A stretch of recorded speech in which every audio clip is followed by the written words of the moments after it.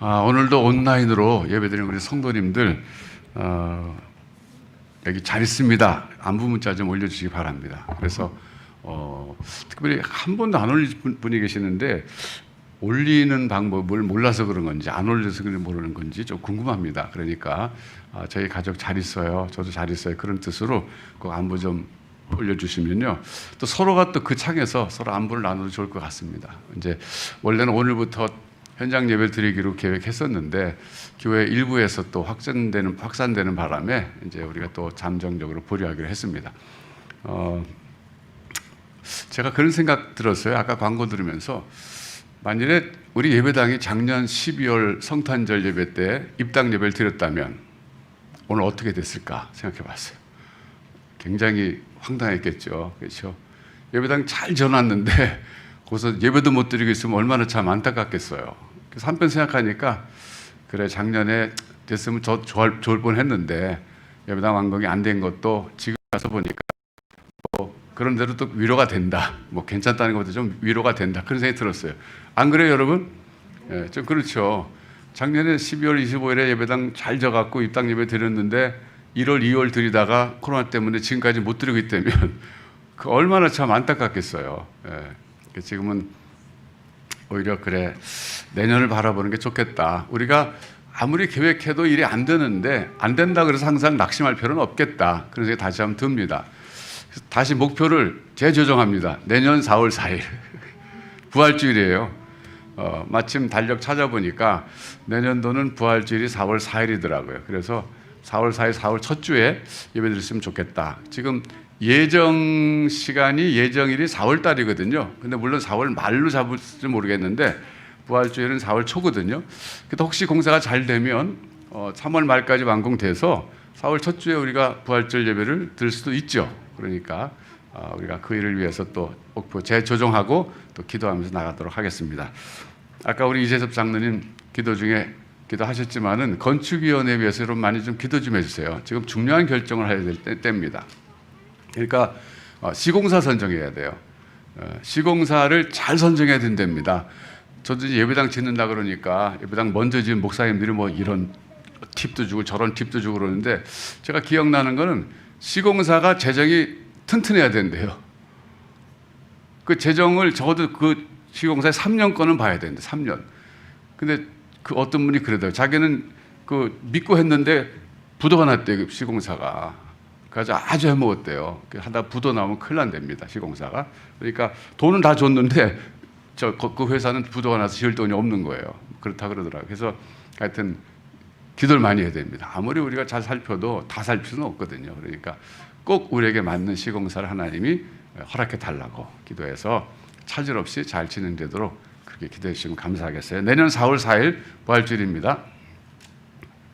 여러분 제가 요즘 설교를 주제별 설교하고 있거든요. 이 주제별 설교하고 이제 강해 설교가 있는데 크게 설교 두 종류가 강해 설교는 성경 본문 하나 택해가지고 꾸준히 이어나가는 거예요. 이건 설교자에게 정말 많은 부담을 덜어줍니다. 왜냐하면 오늘 설교했는데 다음 주 본문이 정해졌거든요.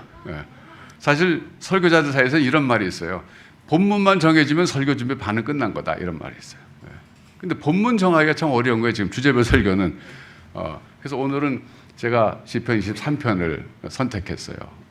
요즘 상황에 맞는 말씀.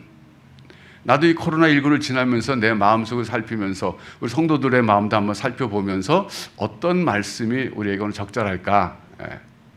그 생각하다가 오늘 시편 23편을 다시 한번 묵상해 봐야 되겠다 이런 생각이 들었어요. 그래서 제목도 코로나 때 다시 묵상하는 시편 23편 이렇게 정했습니다.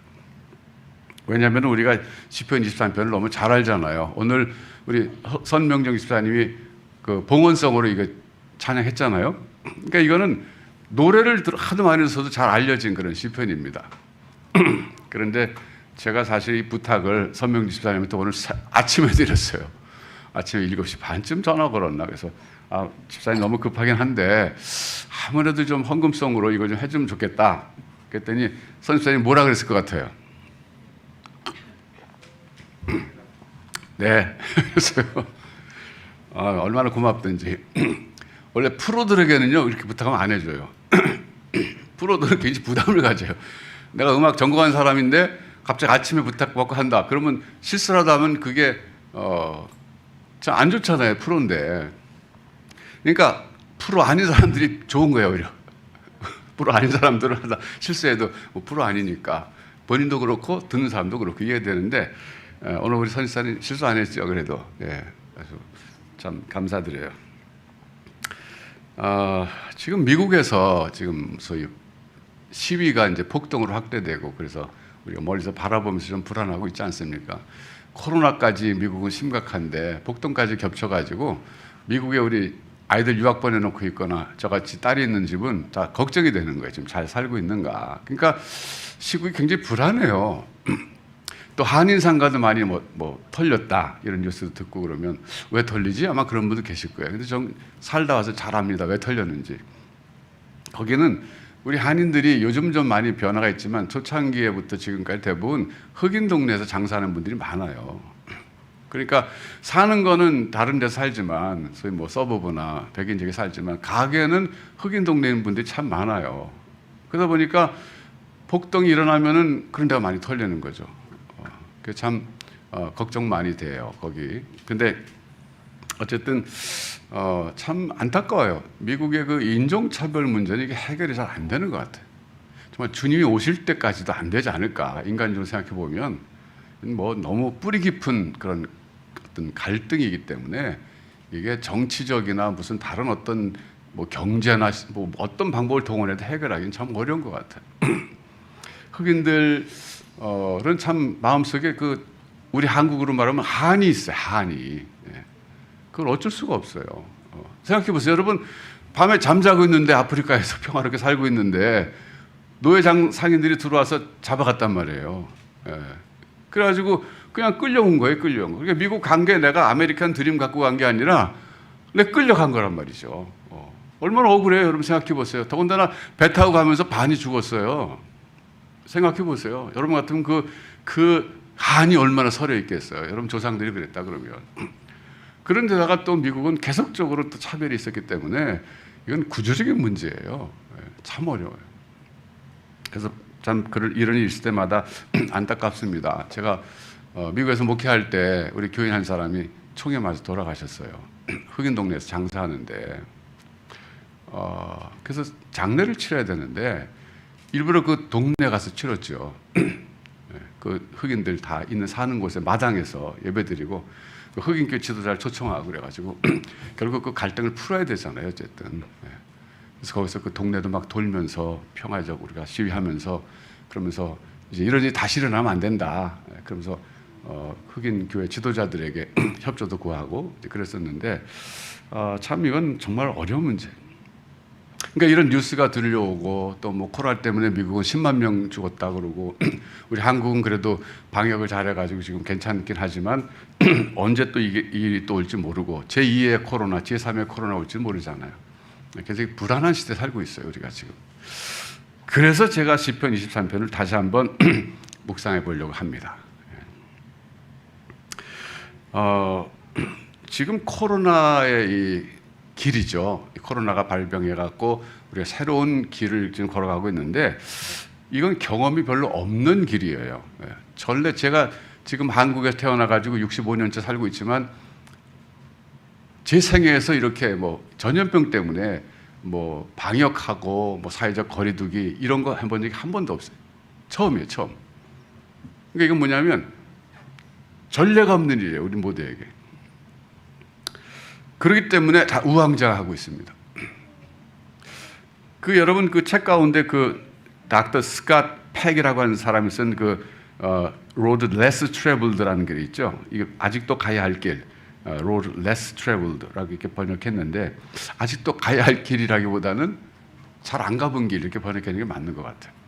사람들이 덜 가본 길. 그러니까 많이 가본 길은 사람들이 많이 경험한 일은 정보가 많아요. 그래서 옛날에 여러분께서 병은 자랑하라 그랬잖아요. 그게 무슨 얘기예요? 내가 지금 병을 앓고 있는데 혼자 갖고 있으면 정보가 안 들어온다는 거예요. 치료법이. 그렇지만 나 이런 병 앓고 있어 막 자랑하듯이 떠벌리면 그거 나도 걸려봤어. 그거 이렇게 하면 돼. 그 정보가 들어온다는 거거든요. 그래서 여러분 인생을 살면서 우리가 어려움 겪을 때 자랑할 필요가 있어요. 어떤 점에서는 혼자만 막 끙끙 할 게 아니라 친구들한테나 좀 믿을 만한 사람한테 나 지금 이렇게 어려운데 이거 어떻게 하면 좋을지 모르겠어. 그러면 겪은 사람들이 많은 일은요, 정보가 너무 많이 들어와요. 그래서 풀기가 쉬워요. 근데 별로 겪어보지 않은 그런 경험을 한다 그러면 정보가 어려워요. 그래서 그게 어려운 거예요. 여러분, 그래서 우리가 지금 이렇게 코로나19라는 걸 처음 경험하면서 우리가 아직 별로 안 가본 길이다 보니까 뭐 어디도 정보가 없는 거예요, 지금. 그래서 우왕좌왕하긴 하는데 이럴 때 우리는 정보를 얻으러 성경으로 들어가야 됩니다.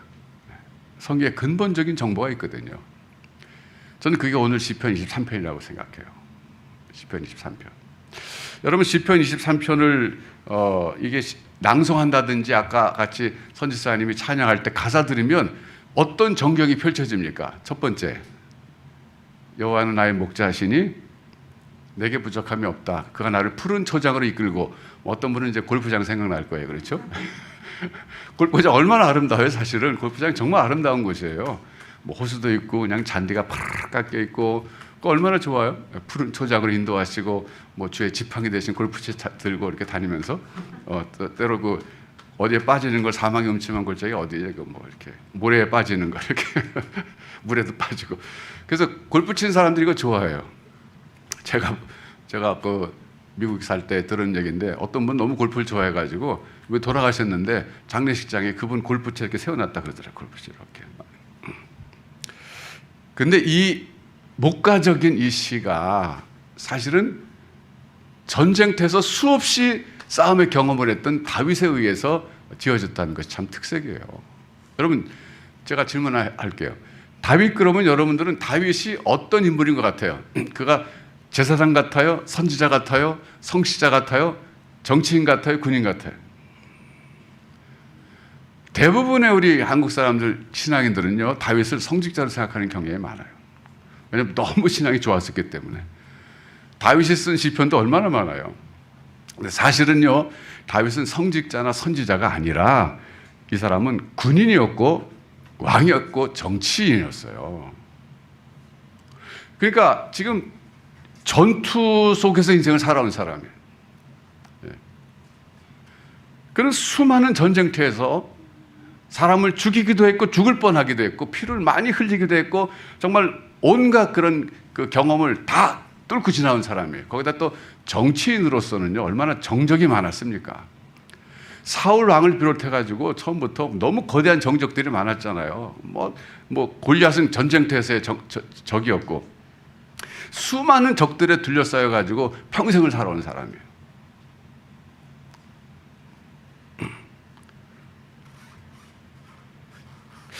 참, 이 다윗이라고 하는 사람은요, 게다가 하나님 주신 사명도 전투적인 사명을 주셨어요. 그게 뭡니까? 한마디로 말하면 다윗의 사명은요, 블레셋으로부터 이스라엘을 구원하는 것이었어요. 굉장히 이게 내로다운 시켜서 한 얘기죠. 축소시켜서 한 얘기죠. 좀 광범위하게는 주변 국가들로부터 이스라엘을 구원하는 것이지만 정말 한마디로 말해라 다윗의 사명, 그럼 블레셋으로부터의 구원이에요. 왜냐하면 블레셋이 가장 가까이 있으면서 가장 이스라엘을 위협하는 적이었거든요. 그래서 첫 번째 이 등장 무대가 뭡니까? 골리앗과의 싸움이잖아요. 굉장히 이게 다 상징적인 겁니다. 우연이 아니에요. 그러니까 골리앗이라고 하는 그 거대한 덩치, 거기에 비해서 소년 다윗이었잖아요. 청년 다윗이죠. 이 상대가 안 될 것 같은 싸움이지만 그는 자기가 어떻게 보면 실력으로 이긴 거예요. 갈고 닦은 물맷도 실력으로 이긴 거라고요. 그냥 뭐 운이 좋아서 이긴 게 아니에요. 그러니까 처음 등장할 때부터 그의 그 모습이 뭐냐면 골리앗과의 싸움인데, 골리앗은 블레셋을 상징하는 인물입니다. 근데 등장할 때부터 골리앗을 때려 죽였다고 하는 것은 다윗이 결국 그 사명을 감당할 사람이구나 하는 걸 드러내는 거예요. 그래서 생각해 보세요. 아니, 하나님께서 그에게 맡긴 사명이 그냥 블레셋을 치는 것이고 그리고 거기서 구원하는 것이라면 얼마나 그 인생이 파란만장하고 힘들겠어요. 그랬던 그가 어느 땐가 인생의 한 시점에서 시편 23편에서 이렇게 노래하고 있어요. 그게 이 시편의 배경을 우리가 이해하고 이걸 한번 묵상해 봐야 됩니다. 자, 첫 번째 구절이 뭐냐면 여호와는 나의 목자시니 내게 부족함이 없으리로다 그랬어요. 이거는 참 한국 성경 번역 역사에 남을 만한 하나의 어떤 부분입니다. 이게 내가 부족함이 없으려다냐, 내게 부족함이 없으려다. 이거 왔다 갔다 해요, 지금도. 근데 원래 히브리어하고 그래서 그걸 또 그대로 번역한 영어는 내가로 돼 있어요. 네. 그래서 영어에서 I shall not want라 그랬잖아요, 옛날에. 내가 부족함이 없다 그랬어요. 근데 내게 부족함이 없다라고 한국 성경을 번역했다가 또 얼마 전에는 다시 내가 부족함이 없다고 했다 다시 또 지금 내게로 했어요. 왔다 갔다 해. 이게 왜 그러냐면요. 이게 뉘앙스 때문에 그런 건데 우선 하나님이 내게 부족함이 없다 그러면 중심과 주체가 내가 되는 거예요. 하나님은 나를 돕는 보조자처럼 하나님은 이렇게 전락시켜버린 것 같아 버려요. 예를 들어서 여러분 옛날에 여러분이 태어나가지고 정말 운 좋게 왕자를 태어났다고 생각해 보세요. 그러면 사람들에게 나가서 이렇게 말할 수 있어요. 왕이 나의 아버지시기 때문에 왕이 내게 부족함이 없어요. 이 말하고 왕이 우리 아버지이기 때문에 내가 부족한 게 없어요. 어느 게 더 맞는 것 같아요? 어느 게 더 맞는 것 같아요? 네. 나의 아버지는 왕이기 때문에 내게 부족함이 없어요. 나의 아버지는 왕이기 때문에 내가 부족함이 없어요. 네. 우리 장로님 시인이니까 이거 어느 게 더 좀 좋아요, 이게? 네 개가 좋아요. 그러니까 그 네 개라고 하는 것은 결국 저는 이렇게 생각하면 맞다고 생각해요. 나폴레옹이 내 사전에는 불가능이라는 단어가 없다 그랬잖아요. 이 말을 우리가 여기다 시편 23편 1절에 적용한다면 내 사전에는 부족함이라는 단어가 없습니다. 왜? 여호와가 나의 목자시기 때문에. 이러면 네 개라고 번역해도 괜찮아요. 네.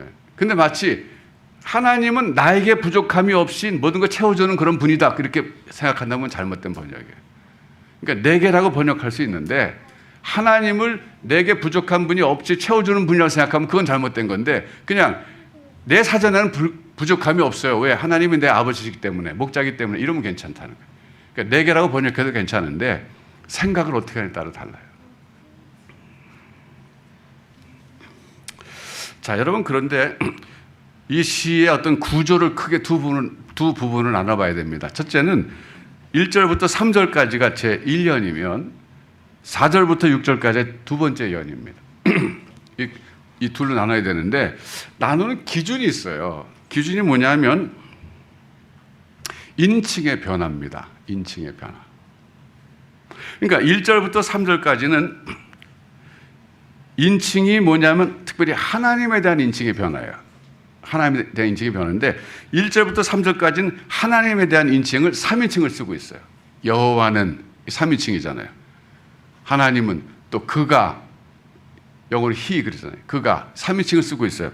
거기에 비해서 4절부터 6절까지는 하나님에 대한 인칭이 3인칭에서 2인칭으로 변화됐어요. 이 굉장히 어떤 이 시의 어떤 묘미예요. 자, 그래서 우리가 그런 그 정보를 가지고 다시 한번 읽어보면 대략 이렇게 됩니다. 1절부터 3절까지는 하나님에 대한 묵상 내지는 회상이라고 할 수 있어요. 그러니까 과거에 자기를 인도해 오신 그 하나님을 지금 회상하면서 노래하는 겁니다. 그래서 여호와는 그분은 나의 목자이시니 내게 부족함이 없습니다. 하나님께서는 지금 하나님은 3인칭이에요. 그가 나를 푸른 풀밭에 누이시며 실만한 물가로 인도하신도다. 이건 현재로 되어 있지만 과거 경험을 현재화시킨 거예요. 지금까지 나를 그렇게 인도해 오셨습니다. 내 영혼을 소생시키시고 자기 이름을, 자기도 히지잖아요. 그의 이름을 위해서 의의 길로 인도하셨습니다. 그런데 여기까지가 하나님을 3인칭으로 표현했는데 이 4절부터는 하나님을 2인칭으로 표현해요. 근데 아쉬운 건 뭐냐면 우리 성경에서는 그 3인칭으로 계속 번역한 거예요. 2인칭으로 번역은 못한 거예요. 그 왜 못했는지 제가 좀 이따 말씀드릴게요. 4절에 보면 이제 내가 사망의 음침한 골짜기로 다닐지라도 해를 두려워하지 않을 것은 주께서 나와 함께 하심이라고 했잖아요. 이 주라는 것이 1인칭이에요, 3인칭이에요. 3인칭처럼 보이죠? 근데 이게 2인칭이에요. 원래는. 근데 우리말에서는 주께서 하라 그랬지만 영어 성경에서는요, you 그랬어요. You are with me 그랬어요. 그러니까 이게 시의 어떤 큰 지금 변화를 준 건데, 포인트를 준 건데, 3절까지 하나님에 대한 회상이에요. 회상은 뭐예요? 과거를 기억하는 거예요. 과거의 내 인생 속에서 역사하시고 나를 푸른 초장으로 인도하신 그 하나님에 대한 회상을 하면서, 하나님 그분은 나의 목자십니다. 그분이 나를 부족함이 없이 다 인도하셨습니다. 그러다가 4절 와서는요, 말하자면 이런 거예요. 하나님의 그 인도가 너무나 감사하고 하나님이 나를 이끌으신 목자라는 사실이 너무 감격해가지고 점차적으로 그 하나님 말이 앞에 계신 분처럼 생각하고 하나님을 2인칭으로 부르기 시작해요. 그래서 내가 사망의 음침한 골짜기로 다닐지라도 해를 두려워하지 않을 것은, 말하자면 이런 식이죠. 이건 아니라는 게, 그가 나와 함께 하시기 때문이다. 멀리 계신 분에게 하는 게 아니라, 여기서는요, 너무나 그 하나님의 임재를 강하게 느껴가지고 앞에 하나님이 지금 보좌에 앉아 계신 것처럼 생각하면서, 내가 사망의 음침한 골짜기를 다닐지라도 해를 두려워하지 않는 것은, 왜냐하면요, 당신께서 나와 함께 계시기 때문입니다. 대놓고 말하는 것처럼 말하는 거, 하나님께. 당신께서 나와 함께 계시기 때문입니다. 그랬어요. 그래서 우리말 성경에서는 왜 주라고 번역하냐면요, 당신이라고 번역할 수 없잖아요, 하나님을. 그래서 그런 거예요. 그리고 주께서 나와 함께 하심이라. 그 다음에도 주의 지팡이가 그랬는데, 영어 성경에 보면 your 그랬어요. your. 당신께서, 당신의 지팡이와 막대기가 나를 안위하시기 때문에 내가 두렵지 않습니다. 이렇게 얘기해요. 제가 이제 신학교 다닐 때 우리 박윤선 목사님께서 하나님을 당신이라고 불러도 되는가, 이거 갖고 수업 시간에 토론 좀 한 적이 있어요. 여러분 어떻게 생각하세요? 기도할 때 여러분 하나님 앞에 당신께서 이렇게 기도하는 사람이 있어요? 해봤어요? 근데 저는 어떤 사람이 그렇게 하는 거 들어봤어요. 왜냐면 성경에서도 뭐 당신께서 그럴 수 있으니까. 근데 그 박윤선 목사님이 그러시더라고요. 자기는 그 문제 갖고 평생 생각했는데 아무래도 당신은 아닌 것 같다. 그러면서 뭐라고 해야 그래도 괜찮을 것 같냐. 그러면서 하는 얘기가 당신님께서 그러더라고요. 그냥 님이라도 붙이면 좀 이게 존칭이 되니까. 그래서 그분은요, 정말 당신님께서라고 기도하셨어요. 그것도 하나님이 멀리 계신 분은, 그럼 뭐 주님은 나의 목자시니, 이건 그런데 앞에 계신 분에게 기도하는 거잖아요, 기도는. 그때 당신한 말을 불러야 될 때는 당신님께서 이렇게 하더라고요. 여러분 생각해 볼 만한 그 필요가 있는 주제입니다. 그 다음에 5절도 보면 주께서 그랬는데, 주께서는 3인칭이에요, 한국말에서는. 그러니까 아쉬운 게 저는 그거예요. 이 번역할 때 고민 많이 했을 거예요, 이분들이. 성경 번역자들 얼마나 고민했겠어요. 하지만 한국말에서는 이게 존칭어를 하는 게 있기 때문에 이게 그 당시로서는 어떻게 할 수가 없었던 거예요. 여기서는 you라고요, you.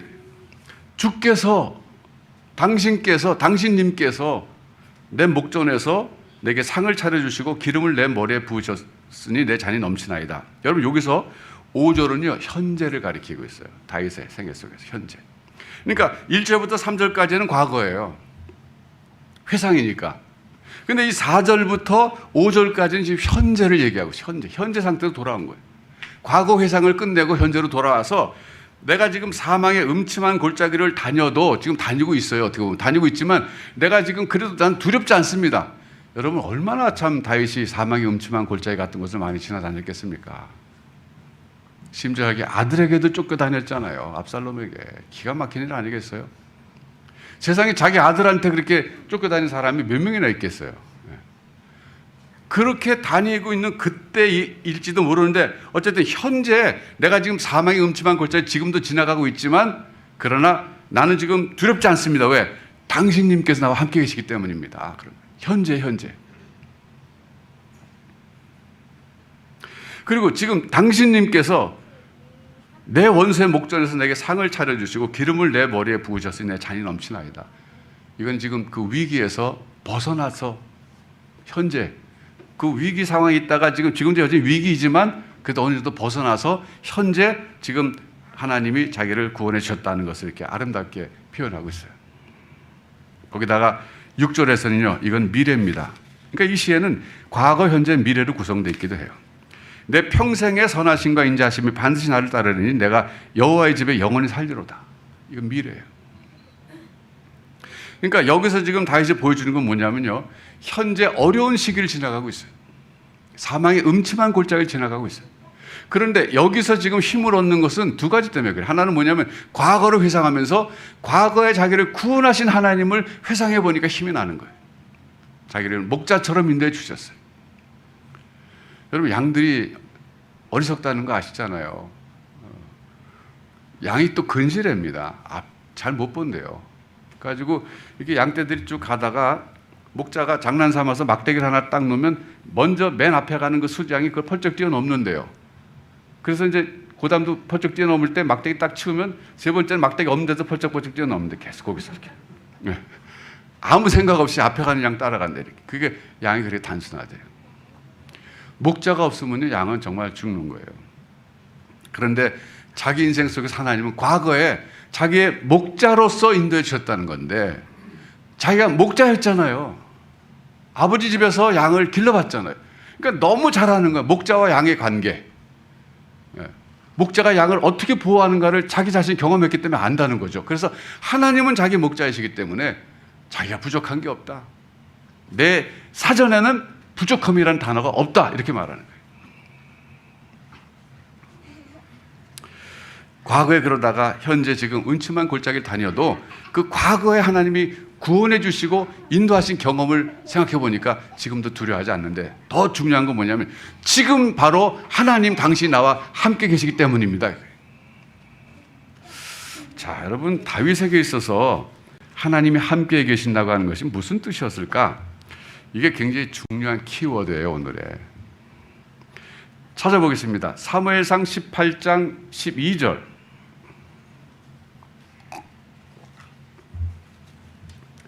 자, 여기 나왔죠. 사무엘상 18장 12절에 보면 여호와께서 사울을 떠나 다윗과 함께 계심으로 사울이 그를 두려워한지라. 얼마 전까지는 하나님께서 사울과 함께 계셨어요. 왜? 왕이시기 때문에. 왕이기 때문에 사울이. 그러니까 이스라엘의 왕이기 때문에 하나님 그 인격에 근거한 것이 아니라 사울의 직책에 근거해서 그와 함께 해주셨어요. 그런데 하나님이 테스트한 결과 그는 왕의 자격에서 탈락해버리고 말았어요. 시험에 이제 떨어졌잖아요, 여러분. 그래서 하나님께서는 그를 떠나서 다윗과 함께 계신 거예요. 근데 그거를 사울이 아는 거예요. 분명히 하나님 자기와 함께 계셨었는데 이제는 다윗과 함께 계시는 거를 아는 순간 다윗이 두려움의 대상이 된 거예요. 자기의 가장 큰 적이 됐다고 느낀 겁니다. 그 다음에 14절 보세요. 14절 보면 다윗이 그의 모든 일을 지혜롭게 행하니라 여호와께서 그와 함께 계시니라 그랬어요. 그러니까 다윗의 인생의 특징을 한마디로 말하라. 그게 뭔지 아세요? 하나님이 함께 하신 인생이에요. 하나님이 함께 하신 인생. 그걸 다윗이 알았어요.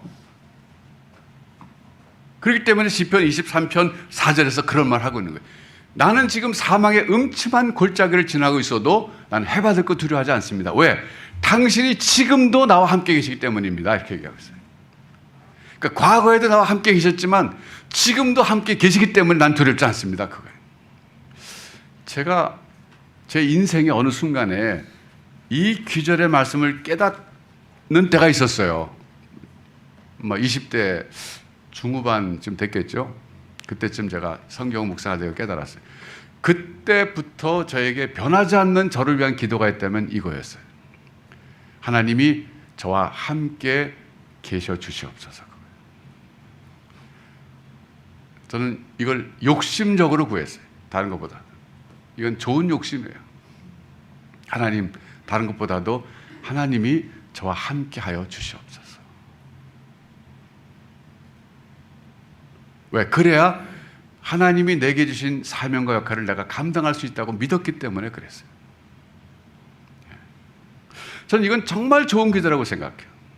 정말 여러분들에게 알려주기 아까운 기도예요.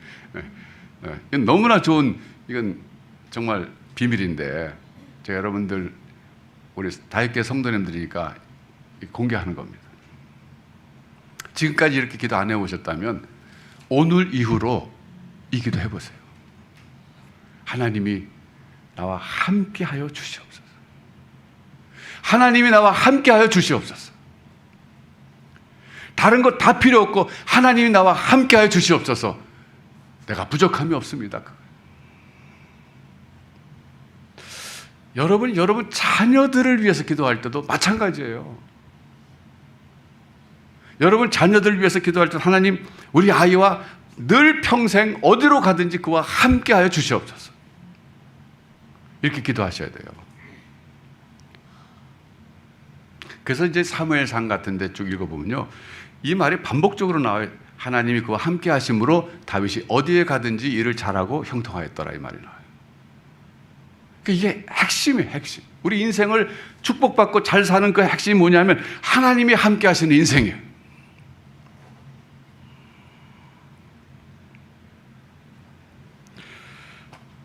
저는 제 인생을 돌아보면 하나님이 제 기도를 들으시다고 저는 믿어요. 함께 하셨다고 제가 믿어요. 그렇지 않았으면 제가 사역해오면서 이런 그 열매가 조금이라도 있다면 그 열매도 이룰 수가 없었을 거예요.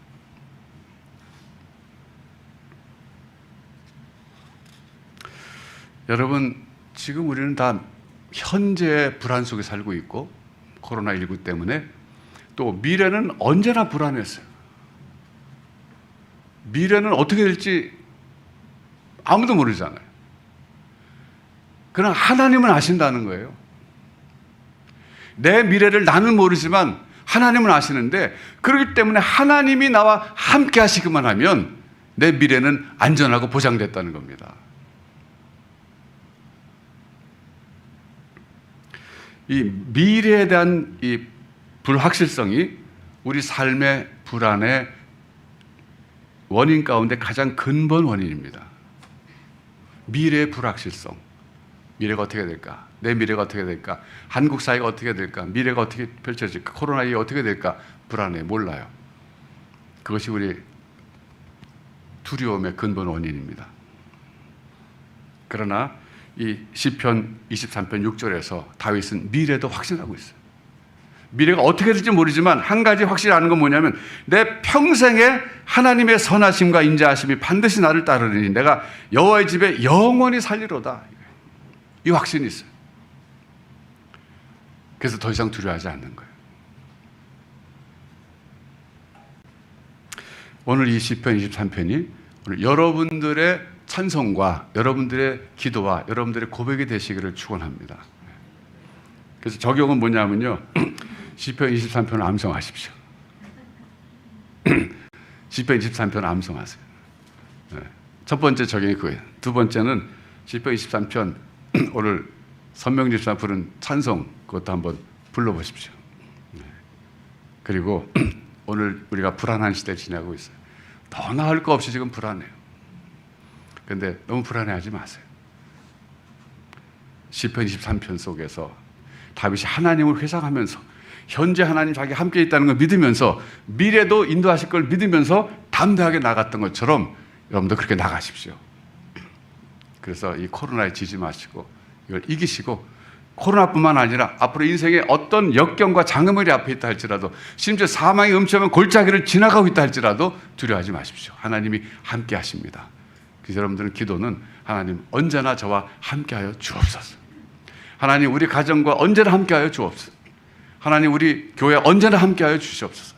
하나님 우리 자녀들과 언제나 함께하여 주시옵소서. 이렇게 기도할 때 여러분들은 보험 들어놓은 거예요. 하나님께 안심하시고 믿음으로 승리하시기 바랍니다. 기도하겠습니다.